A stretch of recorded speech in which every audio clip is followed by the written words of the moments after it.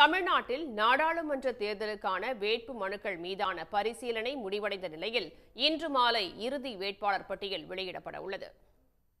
தமிழ்நாட்டில் வரும் 19ஆம் தேதி நாடாளுமன்ற தேர்தலுக்கான வாக்குப்பதிவு நடைபெறுகிறது. இதற்கான வேட்புமனு தாக்கல் கடந்த 20ஆம் தேதி தொடங்கி 27ஆம் தேதி நிறைவடைந்தது. தமிழ்நாட்டில் உள்ள 39 தொகுதிகளில் போட்டியிட மொத்தம் 1749 வேட்புமனுக்கள் தாக்கல் செய்யப்பட்டன. பரிசீலனையின் போது அவற்றில் 664 மனுக்கள் நிராகரிக்கப்பட்டன. 1085 மனுக்கள் ஏற்கப்பட்டன. அதிகபட்சமாக கரூர் மக்களவைத் தொகுதியில் 56 பேரும், குறைந்தபட்சமாக நாகை தொகுதியில் 9 பேரும் களத்தில் உள்ளனர்.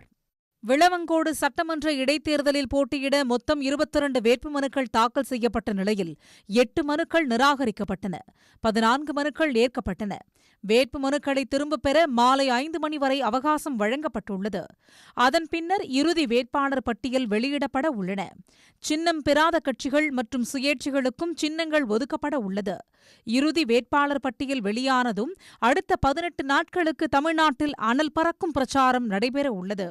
தேர்தலுக்கான பரப்புரை வரும் 17ஆம் தேதியோடு நிறைவடைய உள்ளது. உடனுக்குடன் செய்திகளை தெரிந்து கொள்ள சன் நியூஸ் பெல் ஐகானை கிளிக் பண்ணுங்க.